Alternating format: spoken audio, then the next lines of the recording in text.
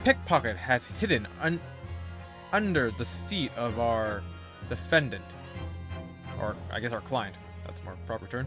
But before they appeared, there was a massive smoke bomb launched inside the courtroom. And afterwards, new evidence was starting to pop up in the carriage. So, the trustworthiness of this new development is questionable at best. But I think we're reaching the end of this case, and we're gonna find out who the murderer is. It's starting to seem like our client.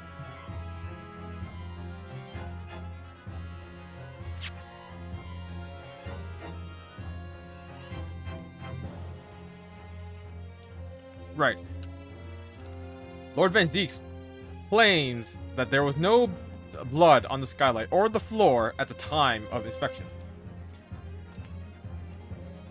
And looking back on it, yeah, probably not. The blood is like much more vibrant red in comparison to the dried blood on the cushion.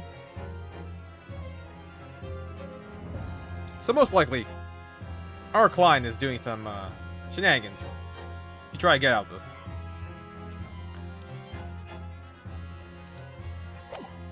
Isn't that right now, Counsel? It's true. The omnibus has been in full view the entire time that court has been in session. My learned friend. Here's to hearing your opinion on this matter, in your own words. As you wish. Could someone have tampered with the omnibus during this trial?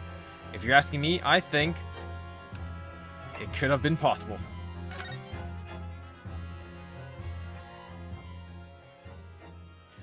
As a defense lawyer, it's my job to advocate for the defendant as best as I can. But still, I feel as though there's something even more important at stake here.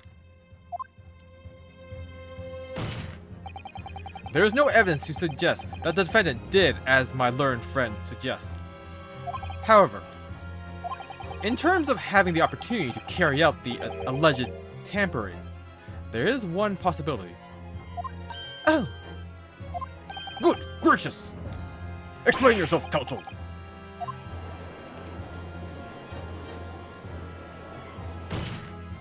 Yes, there is. It seems my learned Nipponese friend has no intention of running from this deceit. Deceit? I'm sure everyone still remembers clearly the recess that we were forced to take. As a result of the smoke grenade fired by the witness currently in the stand, Miss Gina Lestrade.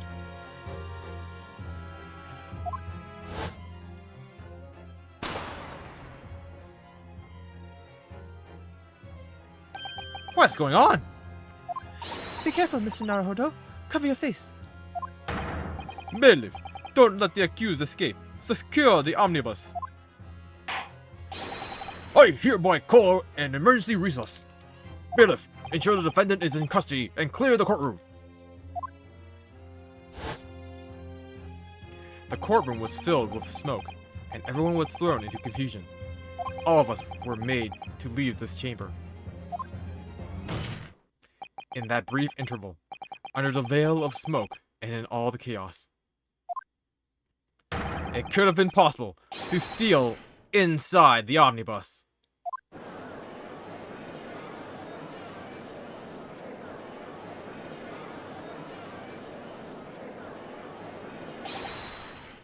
Are you wise? What are you trying to pull, ye? You rotten feckless gouger! Feckless? Gouger? You ain't paying me. You're supposed to be defending me. 'Tis a wicked plot. 'Tis a plot to undermine me. So it is. Objection! Whatever you think this is, it changes nothing. The facts are the same. after this courtroom was evacuated earlier as a result of the smoke grenade. A number of inconsistencies materialized in relation to the omnibus. Inconsistencies? Such as? To start with, the storage compartment underneath the rear passenger seat. When the police investigated the omnibus, this compartment was full of the driver's items. Secondly, we have the smear of blood on the edge of the skylight. As I have said, that was not present at the start of the trial this morning. Unfortunately, Lord Van Zieks, no one is able to corroborate your claims. That's true. When the omnibus was first wheeled out, both the storage compartment and the skylight were shut. Accordingly, I'm afraid to say we cannot establish with any certainty if this evidence is the result of tampering or not. Indeed, my lord. No doubt there was not a single person who saw fit to verify such things. What do you think? Sorry? About the omnibus? Is there anything else unusual about the omnibus? I have an inkling. My lord. Yes, counsel. There is one further inconsistency. A mark that surely could not have been present at the start of the trial. What? What in the devil's name are you going to say now? If you dare to betray me, you little maggot, you'd better start watching your back. Objection! Silence, McGilded. The court awaits the defense's clarification. Grr. This trial keeps swinging one way and then the other. I have no idea what's the truth and what's deception. What am I supposed to believe here? I shall have to ask you to elaborate, counsel. Where exactly is this alleged mark that you claim appeared at some point during the trial?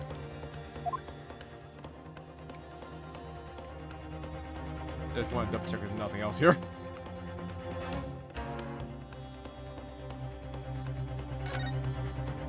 That's blood, isn't it? Is something wrong? Oh, it's just, well, this bloodstain is so obvious, that's all. And yet Van Zieks has made no mention of it. I suppose that does seem a little strange. Why do I have such a bad feeling about this? Got it! If we consider that the victim fell through the skylight onto the floor of the cabin, you would certainly expect to find signs of blood where he landed. But as far as I recall, this bloodstain on the cabin floor was not there when the omnibus was first brought into the courtroom. Good lord!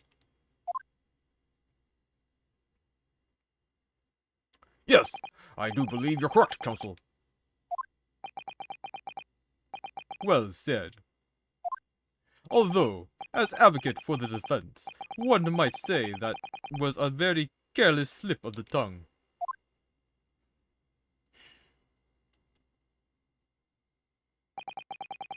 I believe that bloodstain on the floor is a decisive piece of evidence.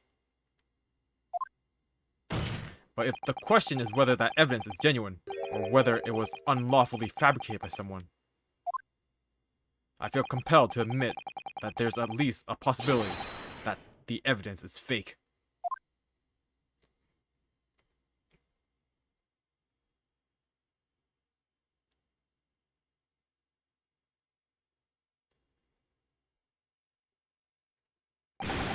Arg! This trial is over. Mr. McGilded?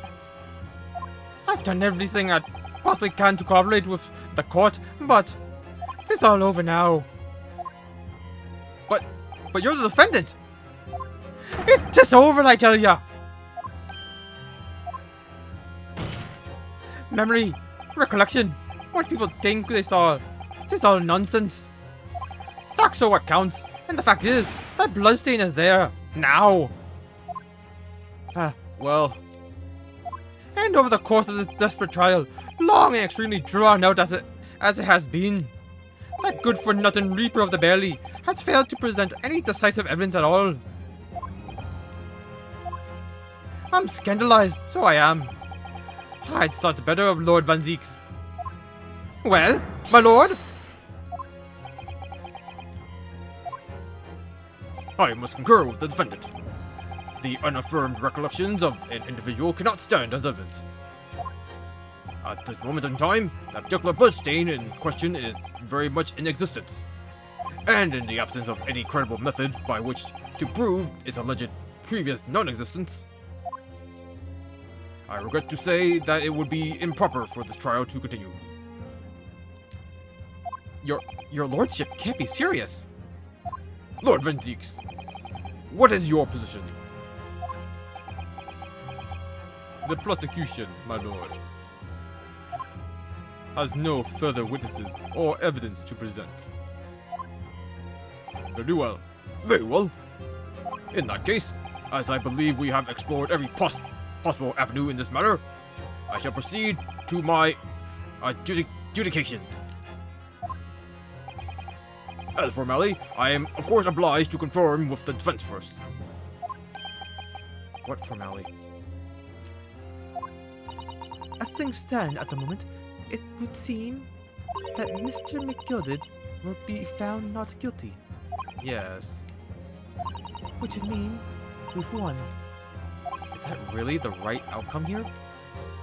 Is it really alright for the trial to come to an end now, with all these unexplained inconsistencies? Counsel for the defense, your closing statement, please.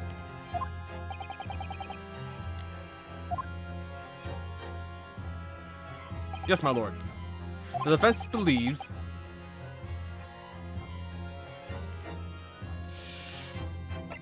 the defendant could be guilty. I'm here in this courtroom today to advocate for the defense of my client, Mr. McGilded. However, at this moment in time, I cannot, in all good conscience, attest fully to the defendant's innocence. What are you saying, man? Without any question, there is no conclusive evidence to prove that the defendant is guilty. However, there is also no conclusive evidence to prove that he is innocent. Good gracious me! Order! Order!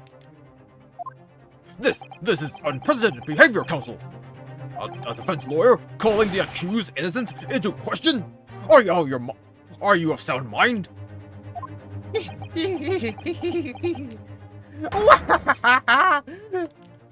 Oh, 'twas a grand decision to appoint you as my lawyer. So it was. A grand decision. What? I must say, I didn't expect quite such an exciting spectacle at the end there, but still. Here, this is for your troubles. Ah.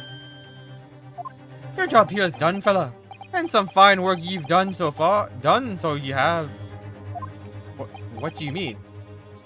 This just as the right honorable gentleman so certainly put it afore. The trial can't go on anymore. And your closing statement was, how did he put it now? Nothing more than a formality.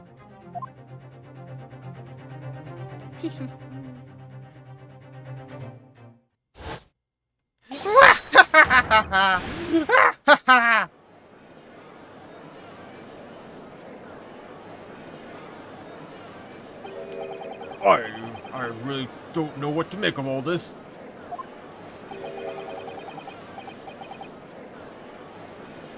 Was the evidence we seen genuine, or was it fake? His lordship would be fuming. Any unsightly rubbish should be disposed of properly, as I said.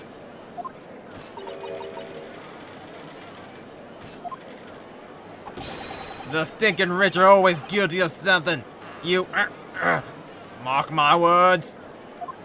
I feel terribly ashamed that I ever doubted our lovely man who gave us the lovely park.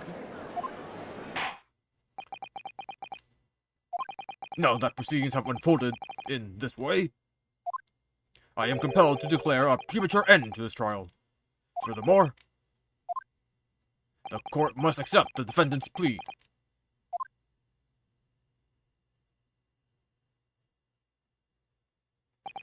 I thank you kindly, my lord.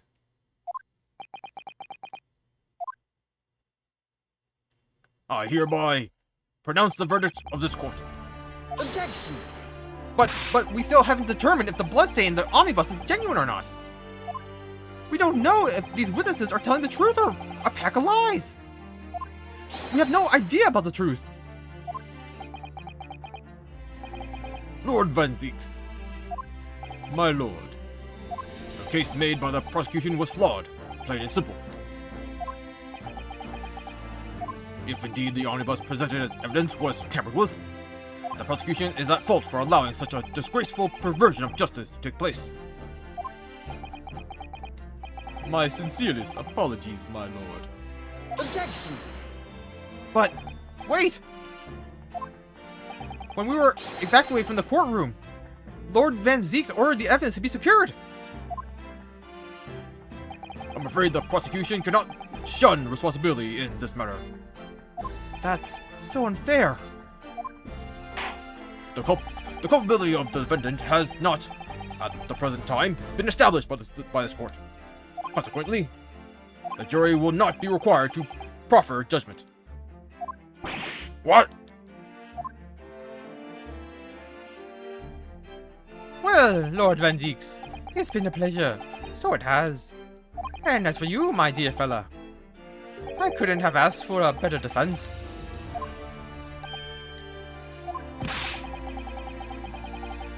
Do you mean to tell me this has all been a grand waste of time? It's the law of the land, my good man. If you'd like to pursue this matter further, you can always go ahead and try to change the law. Magnus McGilded. Good grief! You've more to say to me, have ya? Just one thing. A warning. This is far from over. Well, something to be looking forward to then.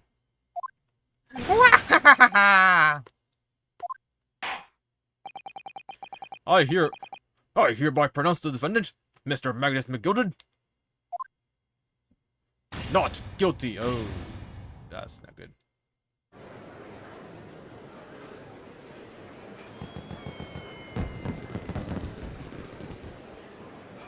Ah, well, I jumped the gun with my title. Is this really how it ends? I can't believe it! This is an outrage! Let's have examined the evidence more! What are you talking about? The man's been cleared! He's innocent! He's not guilty. He's not innocent.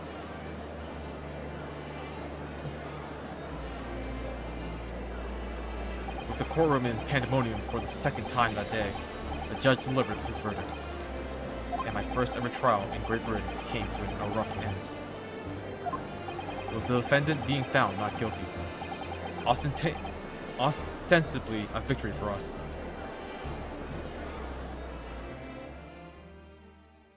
Did I make the wrong choice?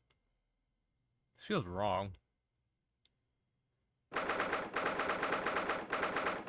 18th February, 5:14 p.m. The Old Bailey's defendant's antechamber.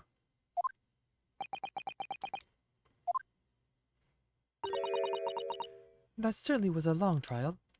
Ah, yes. It was. Your first ever trial on foreign soil, and your first victory. It was a wonderful performance. My heartfelt congratulations. And to you, Mr. Sato. Thank you for your assistance. I suppose we should be happy.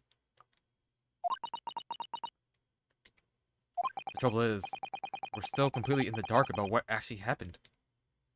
Well, we didn't have enough time. But isn't it wrong? I mean, who was actually responsible for Mr. Mason's death? We don't even know that. The sole aim of the defense is to obtain a verdict that exonerates the defendant. You carried out your duty to perfection. Aye, that you did. Mr. McGilded. Ah, and that girl's with him too. Well, it seems the stories are true. Oh, what stories? About the 6 enormous fireworks they do be letting off when there's the verdict of not guilty. I'm sure you must have seen them now. Spectacular, wouldn't you say? Yes, definitely. I heard it was a sight to behold, and to be sure, it was. And I have you to thank, I suppose, for having an opportunity to see it. Oh, I don't know about that. I'm not sure I really did anything. What on earth are you saying, fella? How did I walk out of there a free man then? I don't think it was so much thanks to me as down to your planning. You're a straight-talking fella, aren't ya? I must say, you had me astray in the head there once or twice. But you're young and headstrong. Just water under the bridge. Congratulations, Mr. McGilded, on having your name cleared. But nothing's resolved. There's only one thing that matters to me. Oh? Hey. They've all seen that I didn't do that odious and abscondent deed. It's grand, is it not? I suppose it is. Now the fine fellows of Scotland Yard can take matters in hand and sort out any wee details. They'll see it for what it is. They'll get to the truth. I have absolute faith in them, so I have. After all, I do be providing a good number of their wages with all the taxes I pay.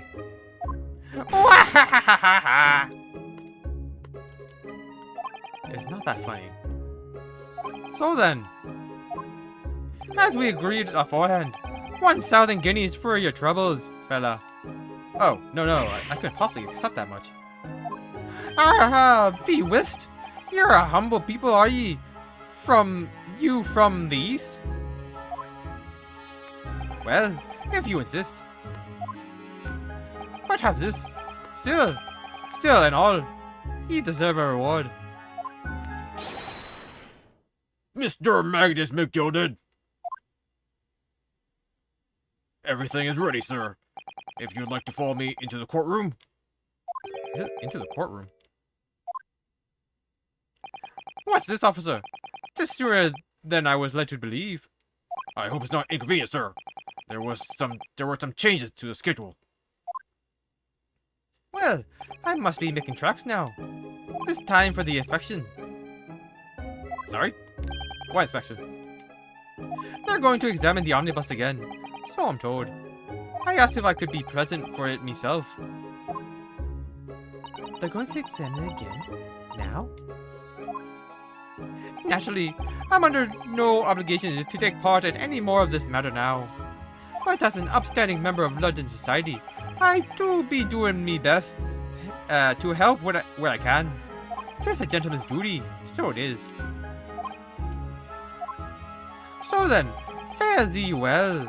'Twas an absolute pleasure meeting yous. I hope ye have a whale of a time while you're studying here in Great Britain. And there he goes. A free man. Oh, I forgot she was here too.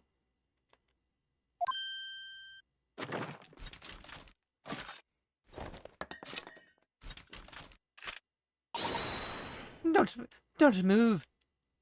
Whereas I want to say, get a move on. It really does take forever to load that thing. Miss Lestrade, do you mind putting that thing down?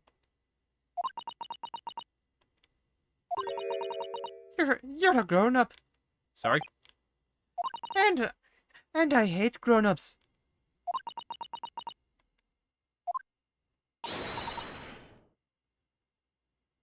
Ah, there you are. Oh. Oh. Naughty, you're letting off like that. Is this some kind of picnic? Who's this little girl now? And taking that with you as well. I was looking forward to the trial run of my experimental smoke grenade launcher. Huh. Oh, do you want to play? You want to beat me? Yeah. Excuse me, but who are you? Oh, good day to you. I'm, well, the inventor, I suppose, of that machine. The inventor? Well, normal smoke grenades are so dull, don't you agree? White, white, and more white. If you have to be shrouded in smoke, it could at least be a pretty color, I thought to myself. Do we have to be shrouded in smoke, though? At all? I just took my eyes off it for a moment whilst I was changing onto a different omnibus, and she pinched it. Luckily, I fitted it with a telegraphic beacon. What's it? What? I have no idea what this girl is talking about. Anyway, you're coming with me now. Back to my laboratory. What? What for? To apologize, of course, Steady, to my technician. What? You mean, say sorry? You must say sorry when you've done something wrong. Surely an adult has told you that before. An adult? Him! I don't listen to no adults. Come along then, follow me. Fine. Have it your way. Oh, good. You see, I knew you'd want to do the right thing in the end. I'm fairly sure that what she wants is not to get shot by that massive gun of yours.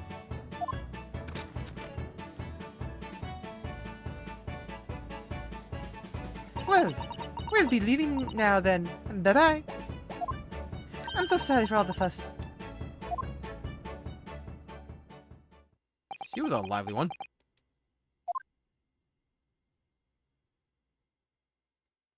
Well, do you think perhaps we ought to be on our way now too? Yes, you're right. But where to? Oh, We haven't had time to find a place to stay.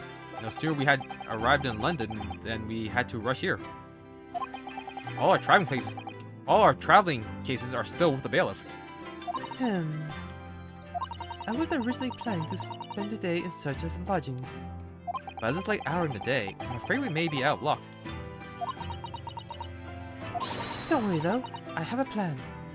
If the worst comes to the worst, I've heard of a lovely park where we could spend the night. Please tell me you're not thinking of McGilded Park. I know it may be a little chilly at this time of year, but our youthfulness will see us through. Not so sure about that. I think a midwinter London night will freeze a young person's soul just as easily as an elderly one. Oh dear, that doesn't sound agreeable. Now I'm starting to regret turning Mr. McGilded down. That 1,000 McGuineas would have paid for a lovely warm room, or mansion.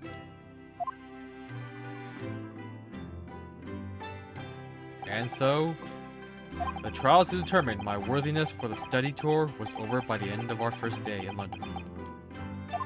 However, as we were soon to learn, there were more trying times ahead, just as the Reaper of the Bailey had warned. The case was far from over.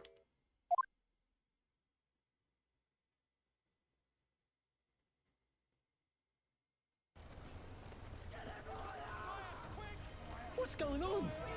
Get the fire brigade! Water! Bring water, quick! God damn it! What the? How did this happen?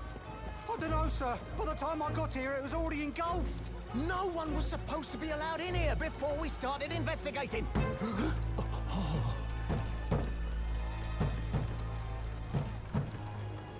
No. Oh, good God. There's someone in there.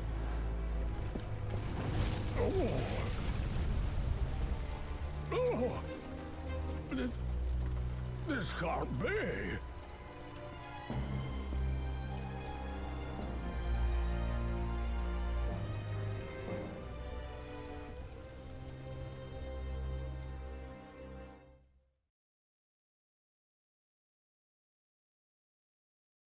That's how they're ending it? Oh, God! So it's all like gonna be one continuous case then? Man, I already only had like half an hour left, huh?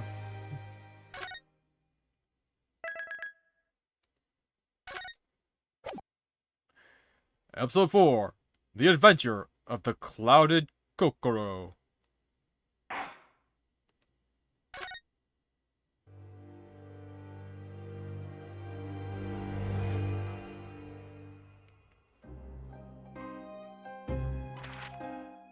I begin to think, Wilson, said Sholmes, turning his head languidly in my direction, that there is more to this case than that which we have observed.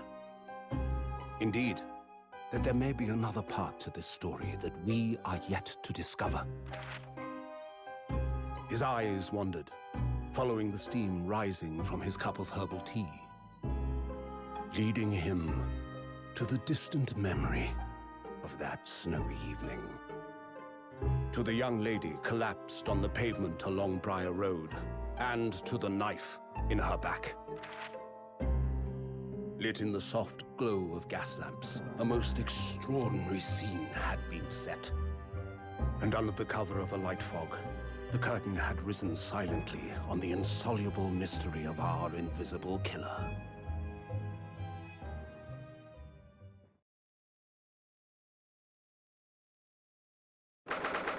19th February, 9:47 a.m. British Supreme Court. Lord Chief Justice's office. Did you sleep last night, Mr. Naruhodo? No, not at all. It was an enormous hotel, wasn't it? The rooms were so luxurious. I felt like we were staying in a palace. And all the gas lights twinkling, it was brighter than day, even in the middle of the night. What about the enormous beds? After my time in on the SS Buria, I wasn't going to waste a single inch of that space. I spent the entire night rolling from one side of the mattress to the other. Oh yes, it really was the sort of night you can only dream of normally. Except, when I learned that we owed £3 for the rooms, that dream quickly turned to a nightmare. Oops, sorry about that. The building was so impressive and the entrance so inviting, I just wandered in without thinking. In a lodging house in Japan, that sum of money would put a roof over your head for a whole year. Oh. I did try, but I'm afraid I couldn't help my tears when we were presented with the bill. Ugh, I really am sorry. Well, never mind. We must find some more affordable lodgings straight away, though. If we're not careful, our entire I actually never learned how to pronounce this. stipend will be used up in 10 days or less. Ugh, London is a scary place. Ah, good morning to you in this early hour. I still don't remember what voice I gave him. It's been so long. Oh, yes, well. Good morning to you, Lord Chief Justice. We have come to report on the outcome of the trial at the Old Bailey yesterday. Susan is amazing. She doesn't bat an eyelid, even in the presence of the imposing Lord Strongheart. Yes, I believe you had a very comprehensive initiation into British courtroom practices. Oh, yes. It was very eye-opening. Thank you. And In accordance with your instructions, Lord Strongheart, Mr. Naruhodo performed his duty to the end. yes, I've already been apprised of events. You conducted a remarkable defense. You may consider the test passed. Oh! No longer are you a student from the Empire of Japan. You may henceforth claim to be a fully fledged lawyer. My country is delighted to welcome young talent from such a remote eastern land. Thank you very much. So, I'm a lawyer now. Now, in view of your new appointment, I have a fresh case in mind for you. I'd like you to take it on at once. I trust that it won't be a problem. Another case? Already? Nothing trains a lawyer better than practical experience. I'm sure I don't sense dissatisfaction, do I? It's just that yesterday's trial ended. Unusually. I haven't quite come to terms with it. What's to come to terms with? The man was cleared. What more were you hoping for?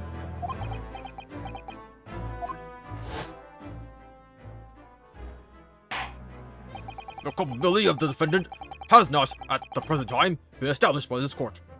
Consequently, the jury will not be required to proffer a judgment. Well, Lord Van Zeeks, it's been a pleasure, so it has. And as for you, my dear fella, I couldn't have asked for a better defense.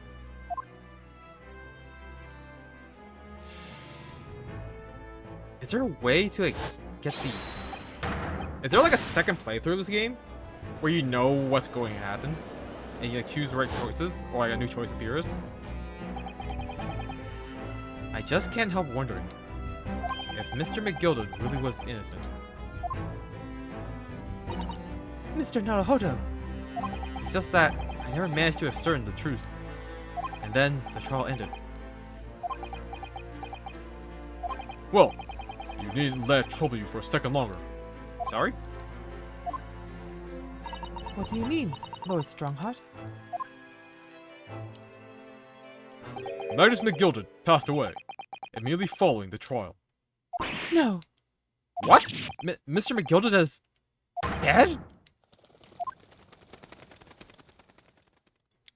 I have 19 minutes and 41 seconds until my next engagement.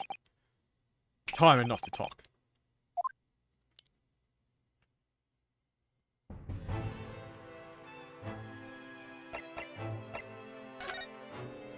McGilded's death. I don't understand. What happened? How can he be dead? After the trial concluded yesterday, there was a great commotion in the Old Bailey. As you'll presumably recall, an omnibus had been wheeled into the courtroom. Yes, of course. That was the scene of the crime, which Mr. McGilded had been accused of. Precisely. Well, while the bailiff's attention was diverted by some other matter, the omnibus went up in flames. No. How could such a thing have happened? That is being investigated as we speak. But already, the police have identified a corpse found inside the charred shell of the carriage as that of McGilded. That's awful. The man must have slipped inside whilst the bailiff's attention was elsewhere. That bailiff really needs to pay more attention. And how could that have happened? That is also being investigated as we speak.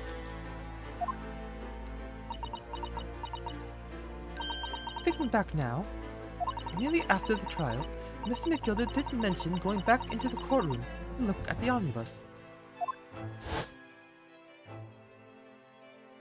Well, I must be making tracks now. It's time for the inspection. Sorry? What inspection?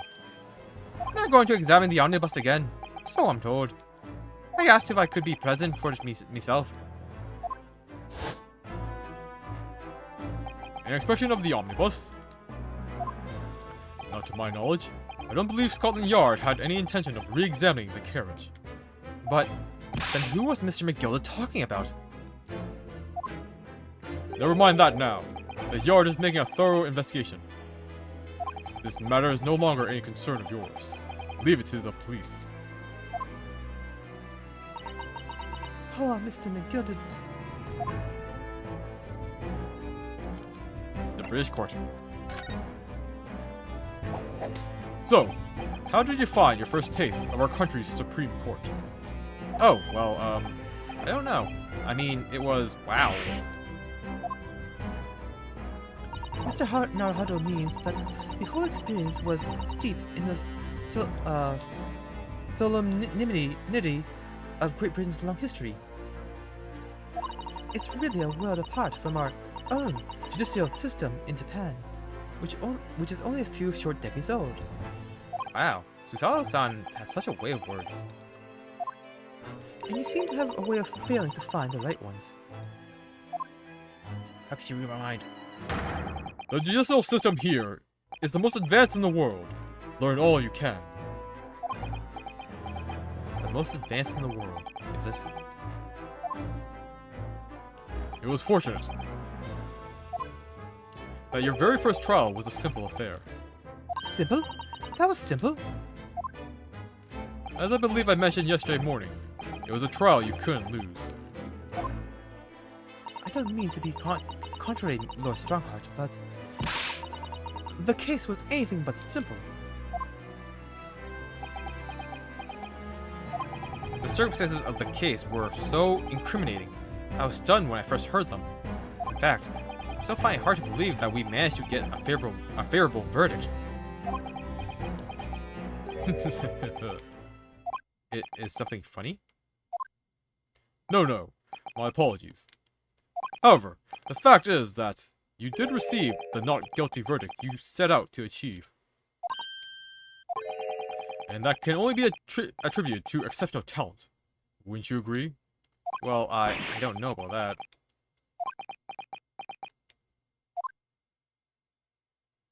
Well, never mind. You exceeded my expectations, I freely admit. That much, at least, is an undeniable truth.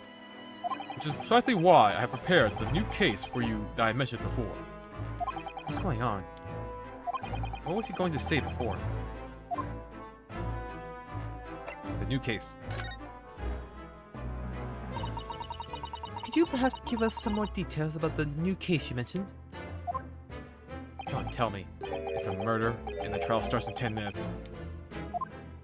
Don't worry. It's nothing to be so alarming or quite so urgent as your last assignment. In fact, this case is completely different. Oh, I see. Did he just read my mind? That's to say, no one has died, as of yet. And the trial will not start today. And the trial will not be today. There is plenty of time to research the case thoroughly. 23 hours, 43 minutes, and 19 seconds to be precise. So the trial's tomorrow then. Fantastic. Is everything alright? Oh, yes. I'm just a little confused, that's all. Yesterday's trial was... well, it left me wondering if I'm really cut out for being a lawyer. Oh, Mr. Naruhodo. I don't know if I could face standing in that courtroom again after Mr. McGilda's trial. Yes. I nearly forgot. There's one similarity with yesterday's case. Once again, there's currently no one to advocate for the defense. Oh. If the situation remains unchanged, the trial will start tomorrow with the defendant unrepresented. And if that happens, I need not remind you of the inevitable outcome. The most terrible end awaits the defendant. Yes, that's right. Here we go again.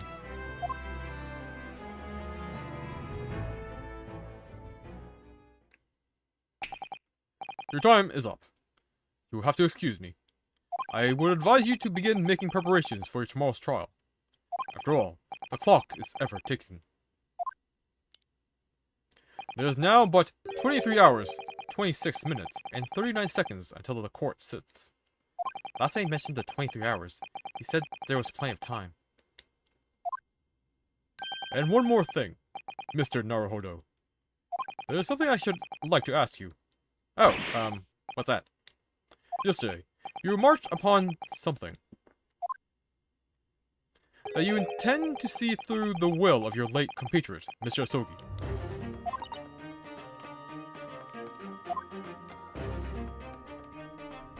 I would be interested to hear what exactly you mean by that. Inside 34 seconds. Oh, well, Kazuma always used to say, you see, that he wanted to learn how the greatest justice system in the world worked so he could change ours in Japan. Now that he's gone, I'd like to work towards that myself. And there's another thing. Oh. Another thing? Continue. On the way here, on the steam ship, he said something to me. There's something very important that I have to do. Something very important. And what exactly would that be? He never had a chance to tell me. I suppose he would have done if he ever made it to Great Britain. You're out of time. Well, thank you for an enlightening discussion. Mr. Naruhodo, what's all this about? Mr. Sogi never once mentioned anything of the sort to me. I urge you both to focus your attention on the matter at hand. I've taken the liberty of summoning the police inspector in charge of the case. He'll be apprised. He'll be able to apprise you of the details. How long has he been there? So, I wish you the best of luck, and bid you farewell.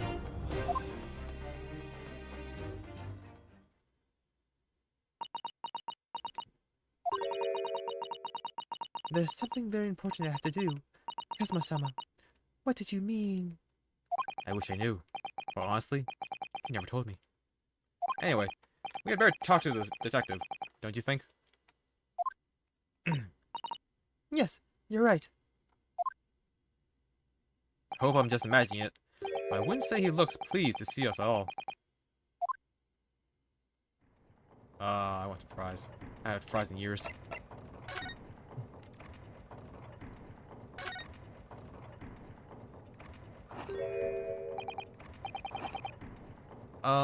Could we trouble you?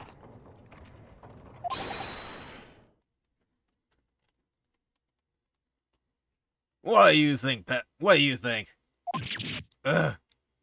Lovely weather, isn't it?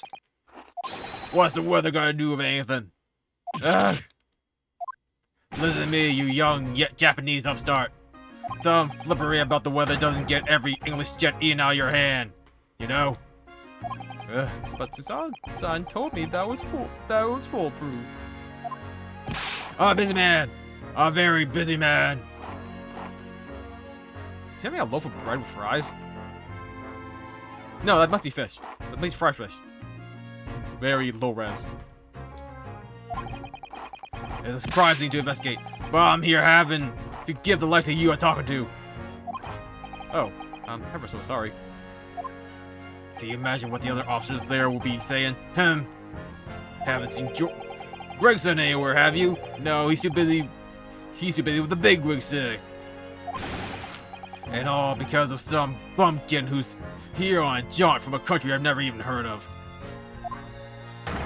Hear that ripping sound? That's my reputation at the yard going to tatters. There's no need to rip us apart as well. I don't believe we've been introduced. This is Mr. Renosuke Naruhodo, a defense lawyer. Yeah. It's a pleasure to make your acquaintance. I'm Mr. Naruhodo's judicial assistant,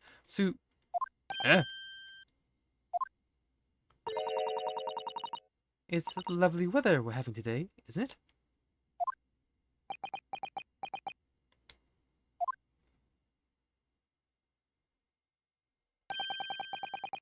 Yes, it is unseasonably fine, I grant you. London winters don't see a lot of sunshine. Unbelievable. How did she pull that off? So, Lord Strongheart has asked me to fill you in on the case. The name's Tobias Gregson. Inspector Gregson to you. I'm from Scotland Yard. Gregson? Inspector Gregson? What's the matter with Susawa-san? Does this detective's name mean something to her? Inspector Gregson. Inspector, are you perhaps the Inspector Gregson?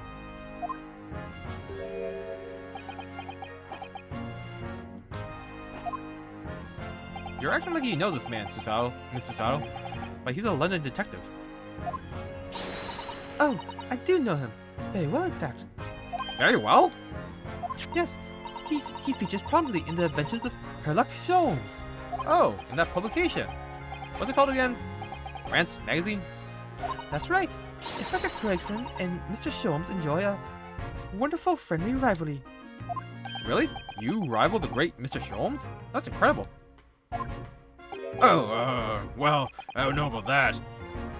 Mr. Sholmes isn't a professional like myself, of course, but he does come up with the goods from time to time. Mr. Sholmes is equally complimentary about you, Inspector, isn't he? you've earned his highest praise. Gregson is the pick of a bad luck. Gregson is the pick of a bad lot of all of the Scotland Yarders. Those were his own words. That's his highest praise?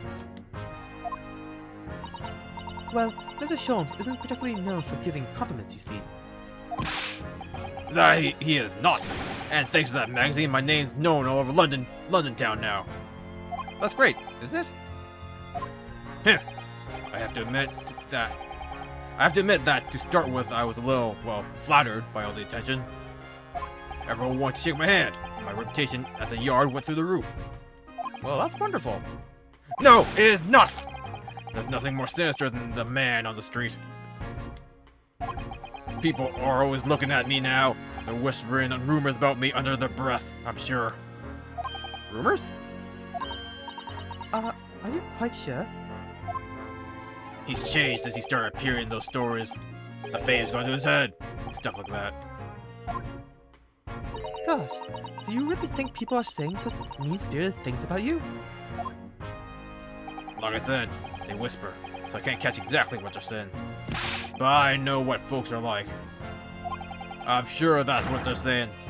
As sure as eggs is eggs. I get the feeling this detective could be very hard work. Oh dear. Perhaps the sudden rise to fame does change people. About the case. That's wrong button.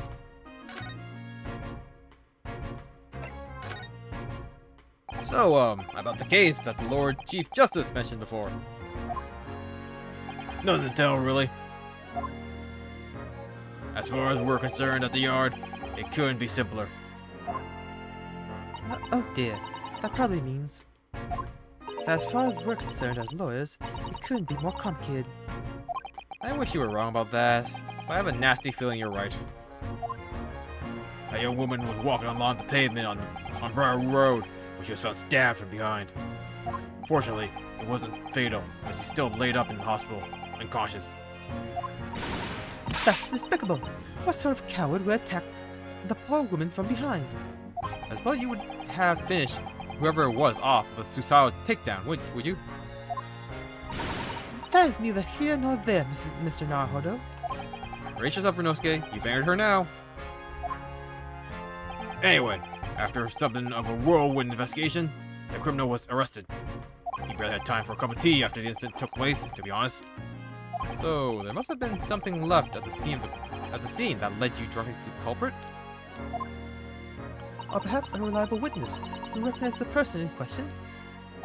Let me stop you right there. You're wasting your time on this one. Sorry? There's nothing you can do. There's no way to help the bloke now. Why ever not? Simple. The prosecutor that's been assigned to the trial tomorrow is Lord Barrock Van Zeeks. No! Sounds like you've heard of him then. Oh yes, we are very familiar with Lord Van Zeeks. Believed to be the harbinger of death himself. The Reaper of the Bailey. Reaper of the Bailey? Lord Barrock Van Zeeks, who we faced in court only yesterday. Mr. McGilder told us about him before the trial, didn't he?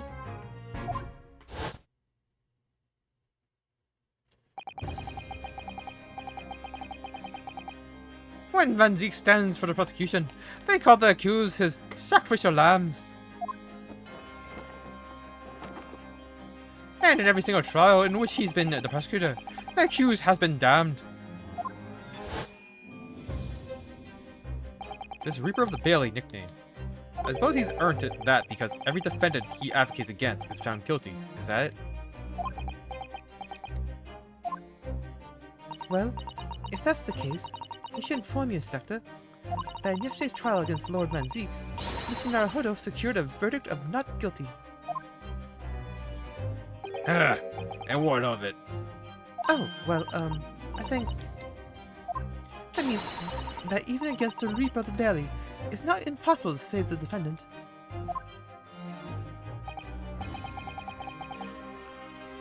No. You really don't have a clue, do you? What do you mean? What happened to that bloke in the end, eh? He's dead. Ah, Magnus McGilda came a cropper in that omnibus when it went up in flames. You can't really say that you saved the defendant, can you? what? What are you saying? Look, if NZ could get the dirt to stick on anyone, he'd be a miracle worker. But that's not how it goes. He doesn't work miracles. He works magic. Black magic. I'd have a good long think about that if I were you. Are we really supposed to believe that?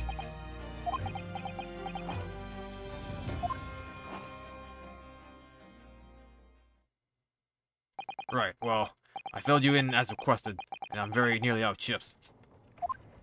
So I'll be heading back to the crime scene now. We're still carrying out a few investigations there. It was Briar Road, you said, didn't you? Where the incident took place? That's correct, ma'am. And if you head over to the holding cells, you can meet the criminal himself. You've branded him a criminal already? He's as good as shaking like a leaf in his cell. He is. It'll give you a chuckle if nothing else. He's inmate 53. Speak to the jailer and he'll show you the way. Inmate 53. Thank you.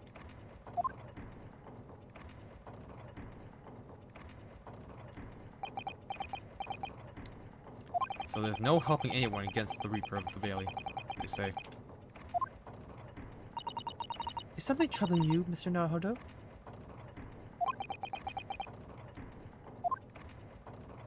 To tell the truth, when I recall the trial yesterday, I can't stop myself from shaking. The idea of facing the Reaper in court again is... Well, if you think it's too much for you, there's no shame in turning the case down. That takes courage too.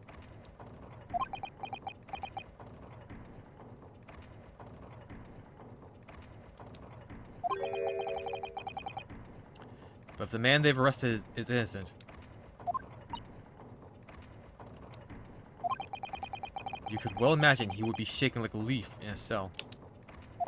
And I, for one, wouldn't find that sight... And I, for one, wouldn't find the sight of that funny. My brain got popped out there. So, If I'm honest, I'm still reeling from the shock of yesterday's events myself.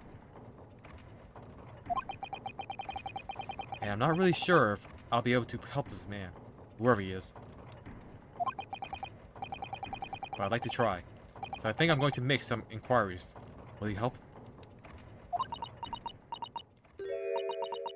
did you really think you had to ask? After all, I'm your judicial assistant. Thank you. So then, shall we? Yes, let's go.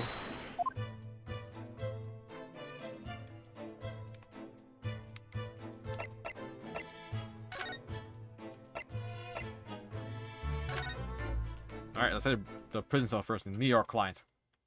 Oh, this is 19th February, local prisons, cell 9. So these are British prison cells. Oh, they're ghastly. It feels just like a dungeon. Yes, having experienced it in Japan myself, I can assure you that our wooden cells feel a lot cozier than these cold stone walls. Oh, don't, Mr. Naruhodo. You're making it seem worse.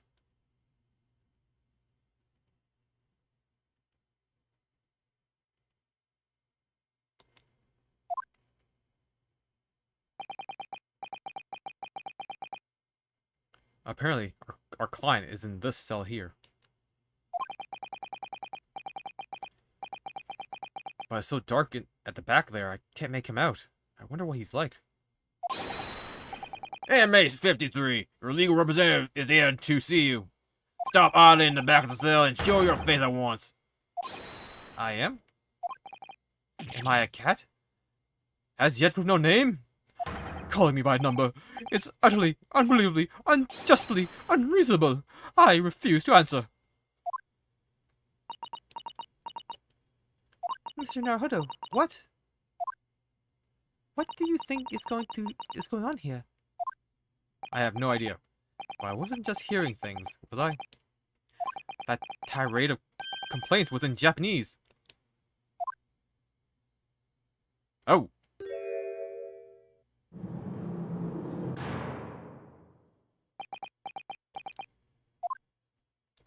Excuse me, but who? Shh, quiet!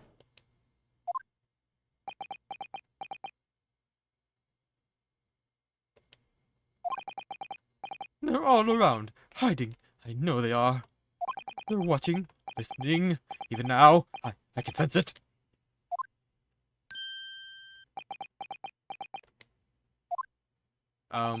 Right. So, could I ask you who exactly? There you are! You've come to curse me, have you? Don't try to hide it. You're a ghost. A ghost?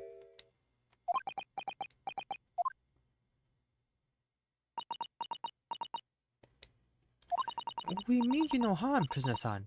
Are you Japanese, by any chance?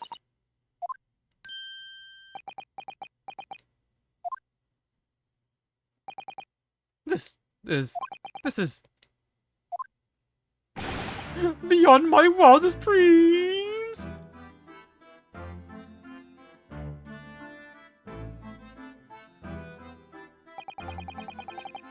Forgive me for that outburst before. I'm so sorry. Oh, it's fine. We were just a little surprised, that's all. Imagine it!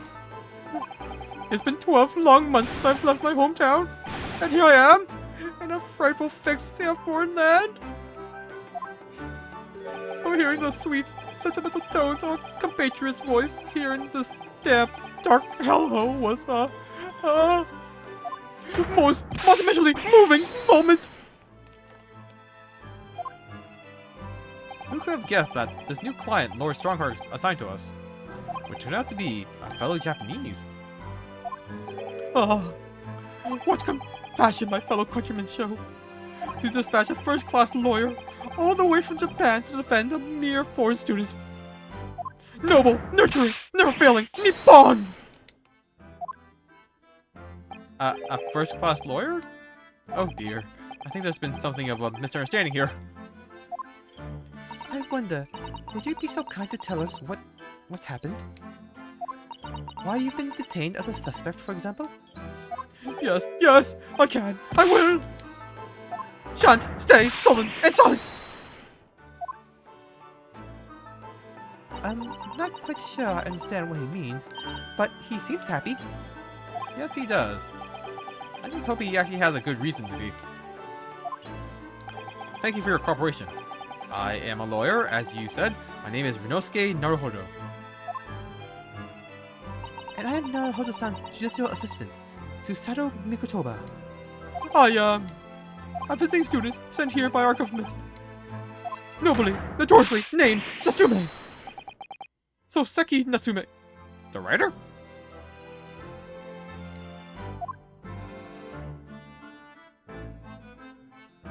That's a writer who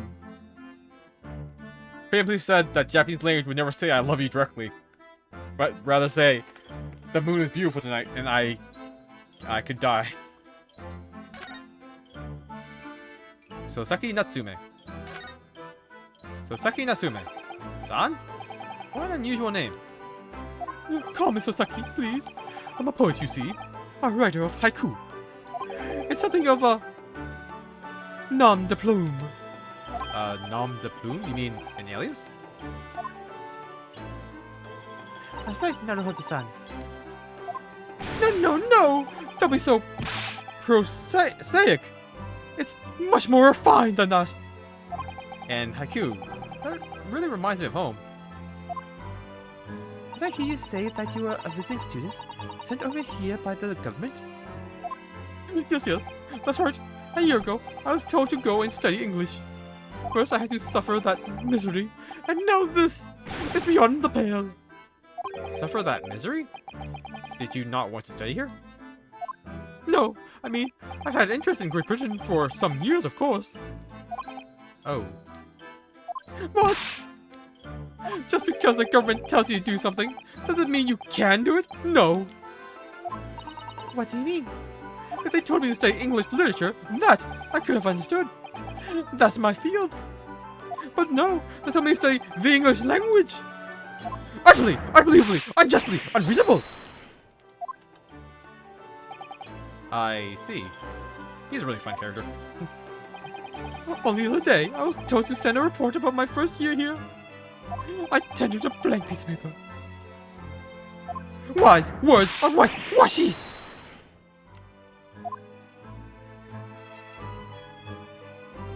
You must be a man of great standing. Oh yes, I'm often told.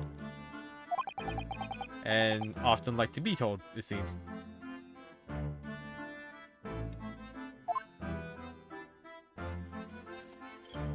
The accusation against you. Could you perhaps tell us exactly why you've been arrested, Soseki-san? I didn't do it. I didn't commit that atrocious murder. Murder? Oh, no, it's alright. The woman didn't actually die, did she? But she was stabbed with a knife right before my eyes. Before your eyes? You mean you saw the attacker? I didn't see anyone. What? If I had seen the person who did it, do you think I'd be locked up in here? Oh dear. It seems this case is becoming rather complicated. Why me? Why me? Why did that silly woman have to be stabbed in front of me? It's a curse. The curse of London. It's incredibly, inexcusably, irritatingly inconvenient. So Soseki-san was there at the scene, but he didn't see the attacker. It's vital we find out more about the case. About the case. It was an accursed evening. Just after the snow had started to clear and was heavy with fog. I'd been to the bookshop to buy some books, and I was on my way back to my accursed lodgings. Sure the bookshop wasn't accursed too? As I was walking along that accursed pavement, I could make out the sole silhouette of another ahead of me. A woman wearing a green overcoat she was, and just as I went to overtake her, she suddenly let out a little scream and collapsed under the cold, hard slabs of stone at my feet. How terrible. I called out to the woman, but she didn't move. It was like a ghostly, ghoulish, grim graveyard. Slight exaggeration there, perhaps.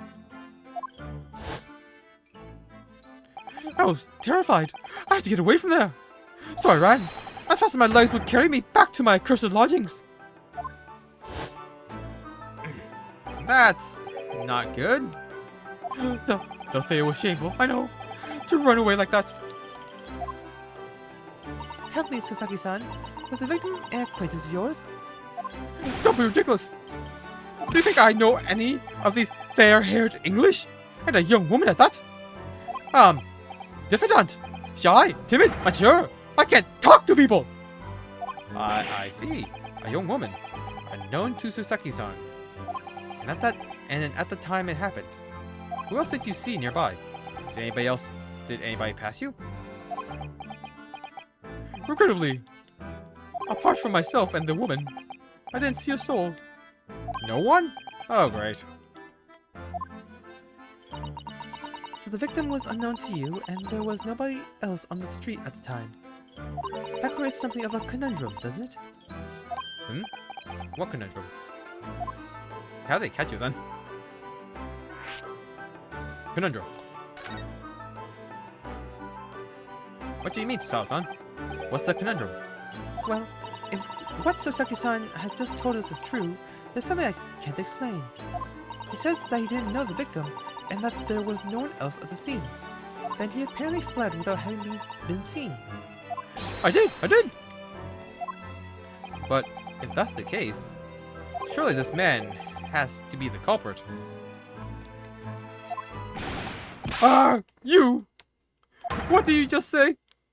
Nothing. I didn't say anything. Oops. Perhaps I thought a little loudly. Actually, that's not what was troubling me. What I was thinking was, how did Soseki-san actually come to be arrested? Sorry? He didn't touch the victim, and there was nobody at the scene to see him. So how did the police ever discover that he was there in the first place? Oh yes, she's right. Did you drop your wallet? It was him. That accursed great detective. He led the police to me. Of all the bad luck. Accursed great detective? Could it be?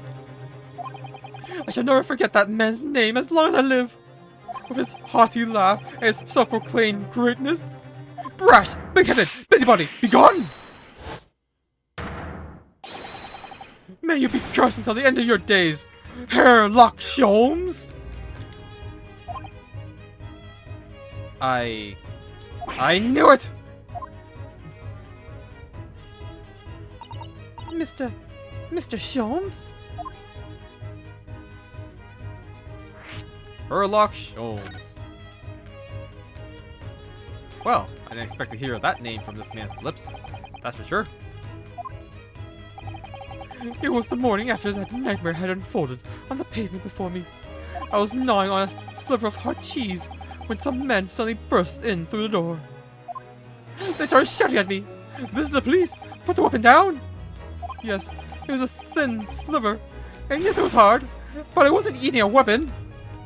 Disgusting! Dietary! Discrimination! Devils! You clearly had a trying morning yesterday. And there he was, in the middle of all the policemen, grinning like a Cheshire cat. That Sherlock Holmes! It's actually just Sherlock Holmes. He's English. I've since found out that he's a famous name in detection here in London.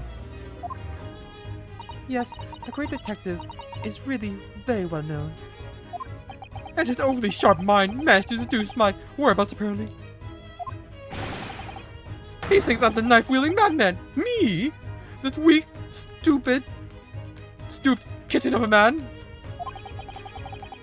I wonder what great deduction process led him to his conclusion this time. Do you mean to say that Mr. Sherlock's deduction was the only reason the police arrested you? That would be really most unreasonable. Well, the thing is, I was thrown into a panic when they barged their way in. Of course you were. That's only natural. I was terrified and trembling, and they kept throwing question at me in impossible English. Fiendish, foreign, film, flummery. Wait, that's film or flim? Flim, flammery. Fiendish, foreign, flim, flammery. Well, we are in England. You can't really blame them for questioning you in English. Good point, good point. My mind went blank. I knew what to answer, but I didn't know what to say. So I just kept repeating things like, "Yes, I do," and "I'm fine." The next thing I knew, I was in manacles. And before I knew it, I was thrown here. Oh dear, I'm afraid that's hardly surprising. I'm fine? It's not fine now.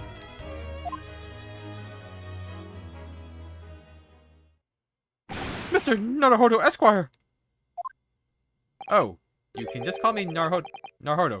And when we're speaking English, a simple Mr. is more than enough. Oh, yes. Alright, yes.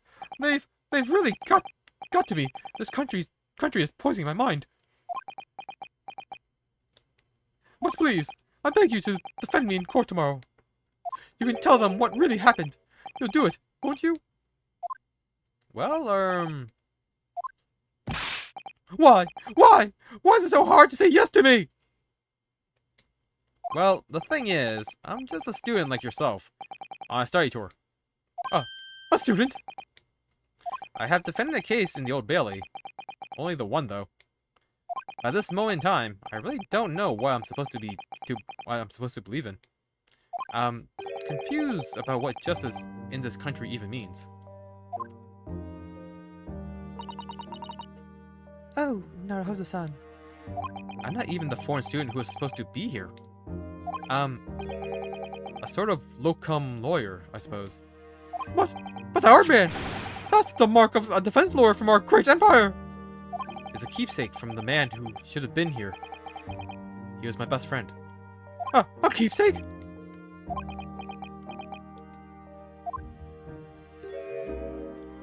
I know exactly what they're saying about me. Oh, who do you mean? The lawyers. All the British defense lawyers. They won't defend me. Goodness, why do you say that? For the same reason as you know it before, when it happened. There was only the victim and myself around, and I ran away from the scene of the crime. I'm not a fool. I know it looks as though I must have been the culprit. I must be the culprit. It must be very hard for you, Sosaki-san. And anyway, I'm a student from overseas. I'm just a foreign nobody to them. Not someone to be trusted. I heard them openly laughing about me before, in my earshot, without any compunction at all. Any trial for this man would be a waste of time, they said, and of course the foreigner did it. They even had the gall to say the man doesn't understand half of what's being said anyway. That's awful.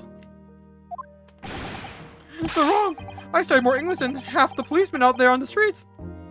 I've traveled halfway around the world to learn about these people's country and its great history. But no one here wants to listen to a man with a strange accent. They all hate me. So, at the very least, I'd like to entrust my fate to someone who can listen to me in my native tongue. You could do it, couldn't you? When I look into your eyes, I can see it. I see what you've been through. Sosaki-san, it's just that...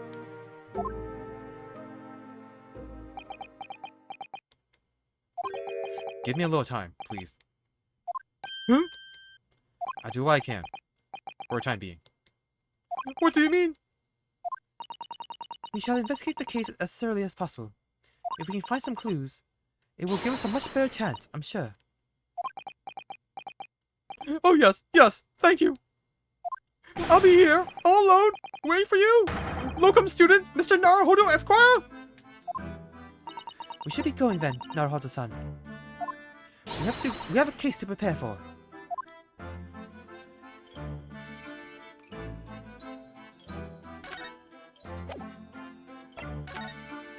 Alright, to Briar Road, the scene of the crime.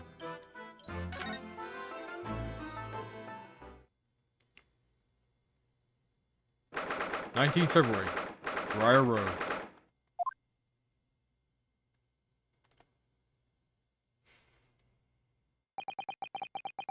So this is where it happened. Briar Road. Ah, look, Mr. Naruhodo. Look at that Regulation Mill helmet. It's unmistakable. The men of Scotland Yard are here. They're investigating as we speak. That is their job, you know?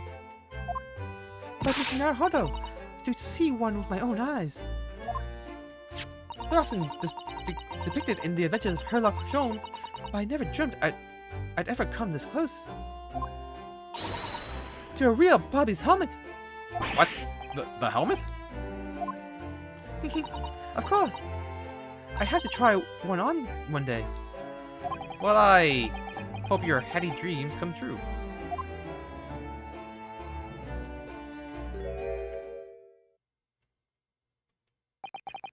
What's the Japanese delegation doing here? Oh, that's Mr. Gregson.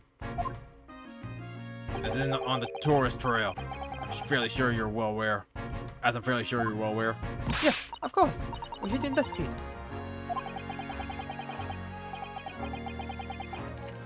So, you been to the holding cells then? What did you make of the criminal? He's not a criminal as you put it, Inspector. He's a suspect. We'll see about that. You Japanese like to stick together, I suppose. Well, do what you will. It doesn't bother me. The bloke's in court tomorrow, wherever happens. And the verdict a foregone conclusion. Ugh, the stone cold air of rejection. Take heart. London at this time of year is full of stone cold air. That makes it worse somehow.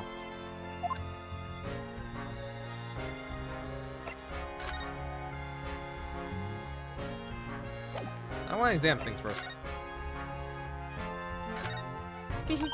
What a delightful snowman.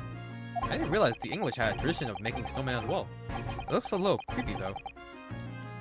Oh, it has a scarf. Look. You'd need one if you were out in this freezing cold all the time. I wish I had one. I'm afraid our budget is somewhat frozen at the moment, too. We certainly can't afford a scarf.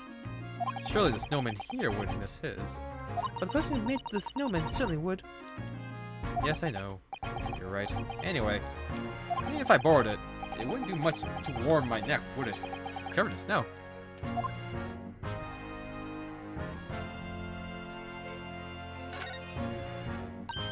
Oh, that's a Scotland Yard carriage. They use vehicles like that to rush through crime scenes and cart away criminals. You're very well informed, aren't you? It's long been a dream of mine to ride one of those through the streets of London. Well, just pick up a stone and throw it through one of the windows then.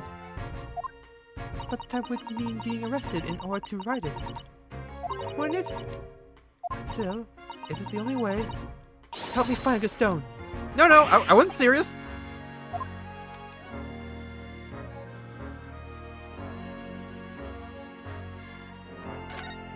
The patch of pavement must be where the incident occurred. Yes, it's a very wide open space, isn't it? That's true. I can see anywhere an attacker could have been hiding. Oi! What are you foreigners doing here? Ah! Oh, are we, just investigating the scene, officer? Conspiring with the mustache fella from Japan, are ya? Conspiring? Got me here to destroy evidence, have ya? Get out of here before I give you an in. Go on. He shears away like rats. Yes, we should give him a wide berth, I think. What a disappointing experience.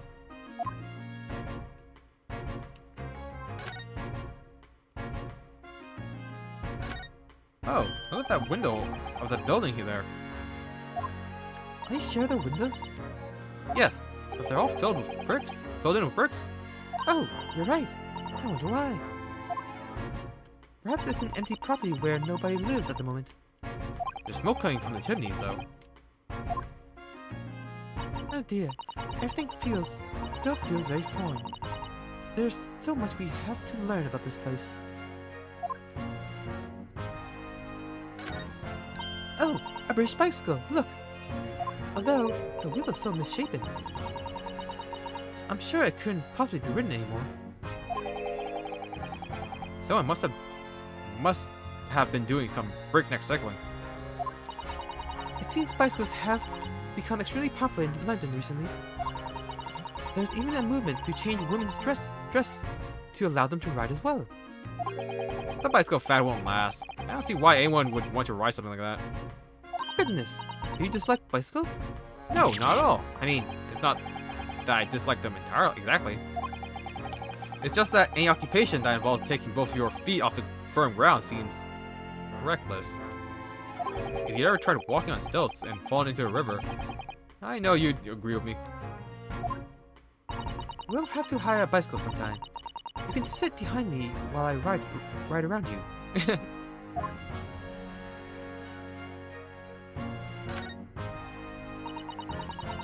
That's a rather typical old brick building, isn't it? I'm sure it has a long and interesting history. Well, time surely seems to have taken its toll on the place. It's crooked and sagging all over. In fact, it looks in decently worse shape than the other houses around here. We must find some cheap lodging ourselves as soon as possible. Yes, you're right. Cheap, but ideally reasonably level floors.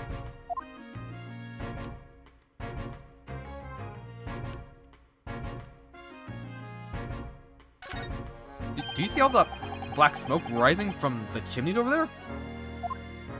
It says here that in Great Britain, many people heat their homes in winter using coal. The only chimneys I really remember seeing in Japan were on top of the bathhouses. Do you think some of those houses could be on fire? Not at all. Well, even so, that much thick smoke billowing up to the heavens is surely going to turn the whole sky black sooner or later. Gosh, you may be right about that.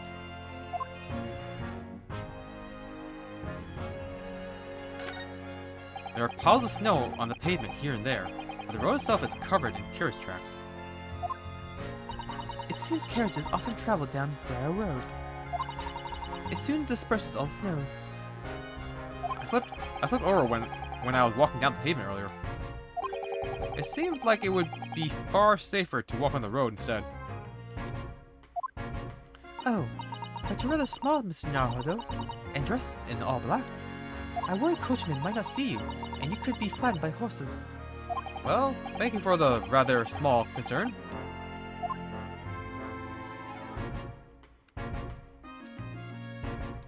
The clouds look so big and heavy in the sky, don't they? And with the dense fog as well. Everything looks hazy. Well, it is known as Foggy London Town. I can just make out some sort of spire through the fog. It looks like it's still being built, though. Aha! Yes, that must be the Crystal Tower, being built for the Great Exhibition that's to be opened in 6 months' time. Apparently, it's going to be very striking. Glazed on all sides, and the symbolic centerpiece of the exhibition. Is to be the largest exposition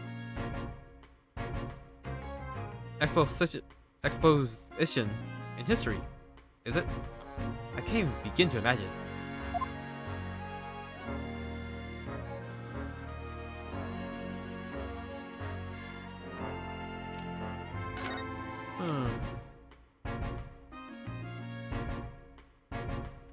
Okay, so I guess we gotta get permission from the inspector first. Scotland Yard.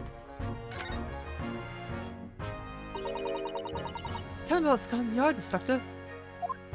Ever since I read about it in The Adventures of Sherlock Sholmes, I've been fascinated by the place. The Yard. It's the most sophisticated police and organization you'll find anywhere in the world, ma'am. Oh, and you know I've always dreamt of wearing a real Bobby's helmet. It does make them look the part, seeing that policeman there with his helmet on. You surely get the sense that this is a man who will take no nonsense in his duty of protecting the city. Oh yes, doesn't he look wonderful? Being a London Bobby is hard going, I can tell you. Oh, really? First thing in the morning, you know what he does? Goes around and rouses all the laborers on his beat, so they can get off to work. What? He wakes people up? Yep. Raps on the windows with a long pole. Did it myself, going back a bit. I had no idea. The Bobby works for the people of the town. It's just another one of his duties. After that, he starts tirelessly patrolling the streets all day long. He has to cover 20 miles a day. That's the regulation distance. I can't really imagine how far that is, but it sounds like a long way. Let me see. 20 miles?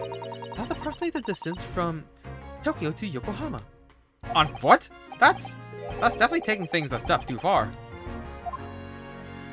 And when it gets dark, of course, he has the important job of lighting all the gas street lamps. Oh my. And I suppose in between all those duties, Bobbies are expected to investigate cases as well. And chase after criminals trying to evade the law. I'm not sure you could call it in between exactly. More alongside, but yes. They're expected to handle those jobs as well. We do have men keeling over from time to time, I admit. I'd always dreamt of wearing one of those helmets, as I've said. But it's with a heavy heart that I shall have to relinquish that dream to you, Mr. Naruhodo. Your heavy heart will be my heavy head if you do. About the case. It happened around 5 in the evening, 2 days ago, just there. On that opening bit of pavement. The victim, a young woman, was stabbed with a blade from behind. Is it right that the lady is still unconscious now? You mentioned that she's being treated in hospital. I never said she was a lady. Truth is, unless she comes around pretty smartish, we won't be able to find out much about her at all. I suppose that means they haven't been able to take a statement from her, of course. Here's a map of the local area I happen to have on me. You can take it if you want. Really? Are you sure? It's yard policy. Give lawyers, defendants, suspects the odd bit of information to go on. I haven't actually accepted the job yet, but still. Thank you, Inspector. We gratefully accept. The local map has been entered into court record. Anyway, as far as we know, there's no one else on the scene other than the victim and your fellow countrymen. So who did it, do you think? Not much of a head-scratcher, is it? Well, I know Mr. Natsumi is also claiming not to have seen anyone else around, but... But just because he didn't see anyone, it doesn't mean we can be sure that nobody else was present. I'm sorry to have to tell you, but we most certainly can be sure. How? Because, ma'am, the precise moment of the stabbing didn't go unnoticed. It what? We have 2 very reliable witnesses, no less. Ah! It was a typical foggy London day, and your client obviously didn't see them. There were witnesses now? Let's see, check out the map first.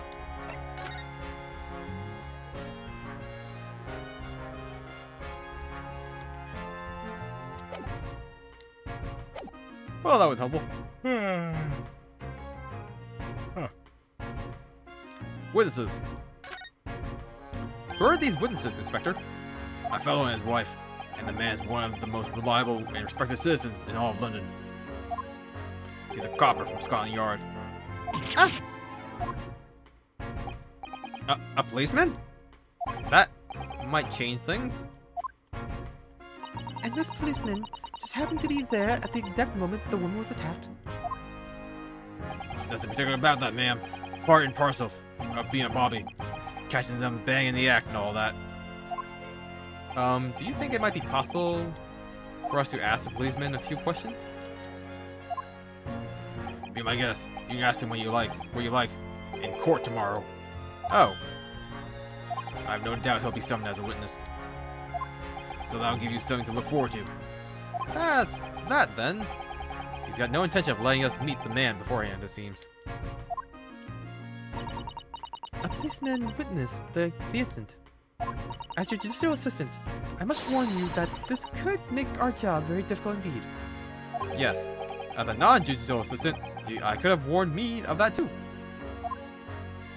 Oh yes, one more thing, Inspector. What? The person who led you to the suspect. I hear that was Mr. Herlock Sholmes. What are you bringing him up for? Was it something I said? The color has drained from his cheeks. About tomorrow's trial. That 20 Japanese bloke goes on trial tomorrow. Are you going to defend him or not? Well, Make no difference to me, but I will just say this. No London lawyer wants to sell it with shots that case with a barge pole. because the prosecution is being handled by the Reaper of the Bailey, you mean? There's no way to save the man now. It's a waste of time trying. It is all a bit strange, though. Sorry? The Reaper. He hasn't appeared in court once for a good few years now. Yes, we did hear something to that effect.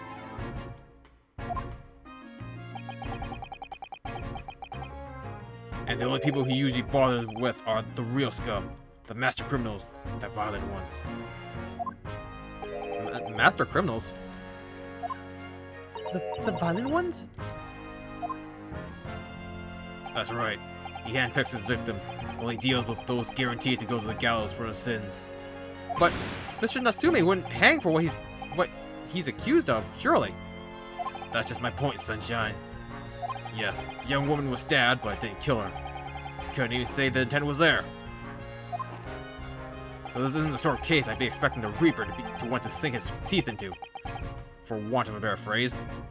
Well, it's not exactly a minor infraction, is it? No, there's got to be more to it. Some reason he's taken an interest. Really? What sort of reason, Inspector?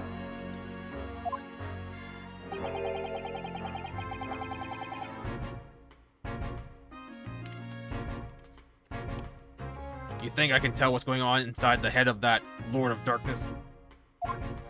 You have to ask him yourself at tomorrow's trial.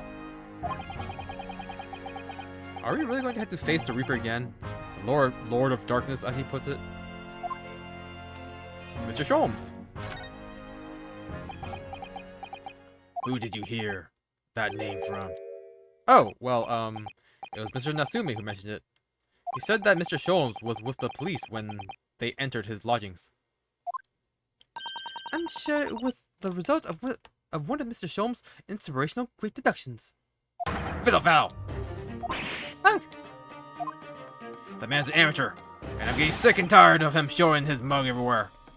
Oh, I don't know where he gets his information from, but he turns up at the scene of the crime, wanders around spouting incomprehensible rubbish, and before you know it, he claims to have solved the case. yes, he's quite astounding, isn't he? he is a great help to Scotland Yard, though, isn't he? Gibble gabble! Oh, Ever seen this before? Oh, yes, that's Rance Magazine. the wonderful publication in which the adventures of Sherlock Sholmes appears. Yes, well, that wonderful publication, as you put it, sees fit to include several of the Yard's detectives in his stories. And the so-called great detective makes a mockery of all of us. If you ask anyone at the Yard, it's a misadventure to be included in any of Sherlock Sholmes' tale at all. Well, I suppose there is an element of that. We work our socks off, every one of us, only to be frumped by the public thanks to that obnoxious detective. That man's a danger. The man's as dangerous to us at Scotland Yard as he is to all of our criminals. That can't really be true, can it, Inspector?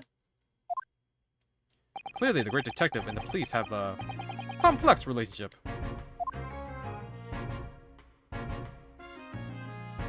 Well, I don't think we're going to get any more useful information out of the detective.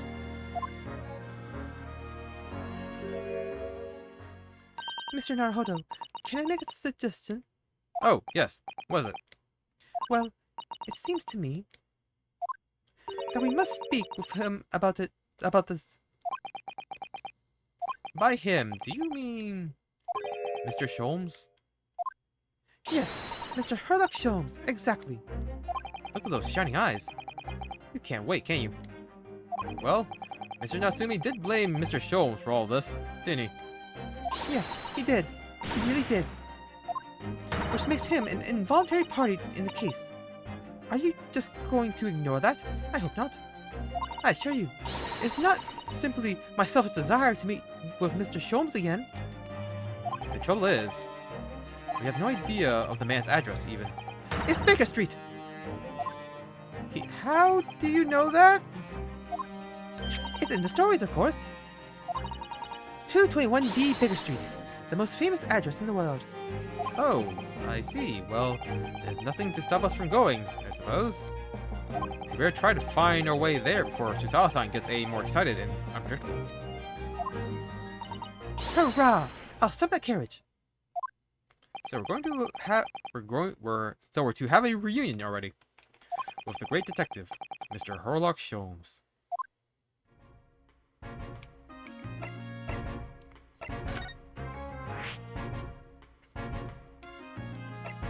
to Sholmes Suite, 221 Baker Street, the home and office of the most famous detective in the world.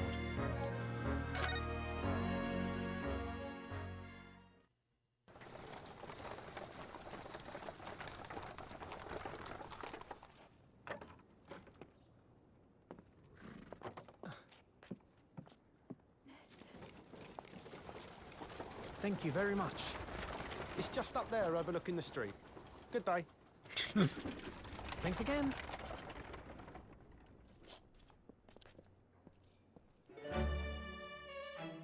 This is it. The residence of Mr. Herlock Sholmes.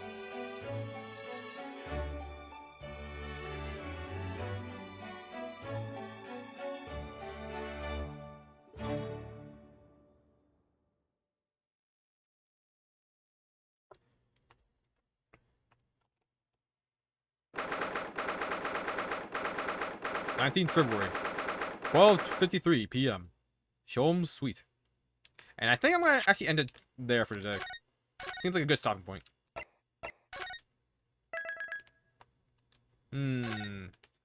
So we've learned things about Van Zeeks. That he only goes for the most high-profile cases, which means this has something more devious behind the scenes. Of course. It might have something to do with what Kazuma, that's it. Kazuma had wanted to investigate. We'll find out more later. Until then, thank you everyone who joined me today, and I will see you all next time. Bye-bye!